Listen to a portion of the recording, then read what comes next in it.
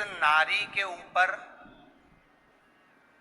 पितरों की छाया होती है, घर के बुजुर्गों की, घर के पूर्वजों की छाया होती है, ध्यान देना, वही व्रत श्रेष्ठता से कर पाती है। व्रत की श्रेष्ठता उसमें अपने आप आ जाती है। अगर उसके साथ में अगर पितरों की कृपा है, तो पूर्वजों का अगर आशीर्वाद है, तो व्रत वो अच्छे से कर सकेगी।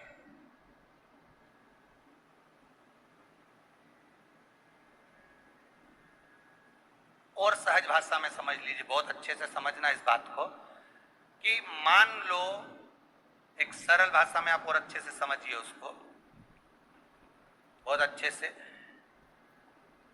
कि जिस व्रत के दिन आपका उपवास है, सोमवार का, मंगलवार का, बुधवार का, गुरुवार का, तीज का, चतुर्थी का, पंचमी का, छठ का, किसी का भी अगर आपका व्रत है, और उस व्रत वाले दिन यदि आपको क्रोध आ रहा है, व्रत वाले दिन अगर आपकी प्रवृत्ति चिड़चिड़ी हो रही है, क्रोध आ रहा है, अपशब्द निकल रहे हैं, और रोना आ रहा है, क्रोध आ रहा है, बहुत सारी परेशानी उसी दिन तुम्हारे सामने आ रही है, समझ लेना कि तुम्हारे घर के पितृ भूखे जरूर है, अन्न भाग मांग रहा है।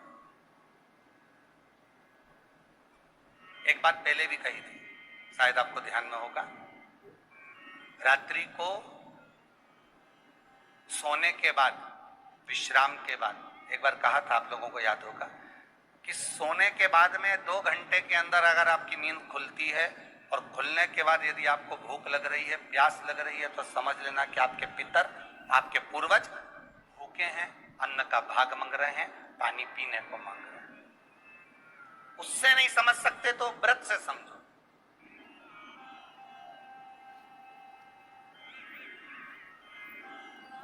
व्रत से समझो। मान लो आपने व्रत किया और आपकी प्रवृत्ति चिड़चिड़ हो रही है, क्रोध आ रहा है, अपशब्द निकल रहे हैं, ताने निकल रहे हैं, या कोई कुछ कहकर चले गया, और आपकी आंखों में अश्रु भर रहे हैं, आपकी आंखों में आंसू आ रहे हैं, तो वो श्रेष्ठ व्रत नहीं हो सकता, उसमें दुख है।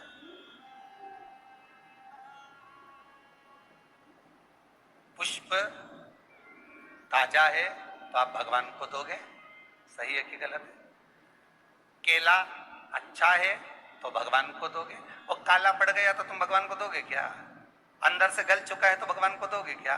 नहीं, आप भगवान को दोगे। कोई फल ताजा है तो आप भगवान को दे दोगे, कोई पुष्प ताजा है, अच्छा है, तो आप भगवान को दोगे। अगर पुष्प मुरझा गया तो भगवान को दोगे क्या? पुष्प बेकार हो गया तो भगवान को दोगे क्या? नहीं। उसी तरह व्रत होता है, उसी तरह हमारा व्रत है।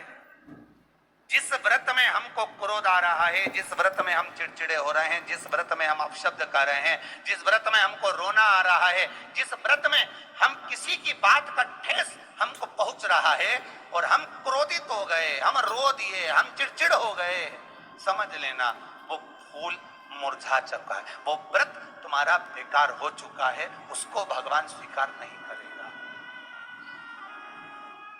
और जिस व्रत में आपके चेहरे पर प्रसन्नता, हम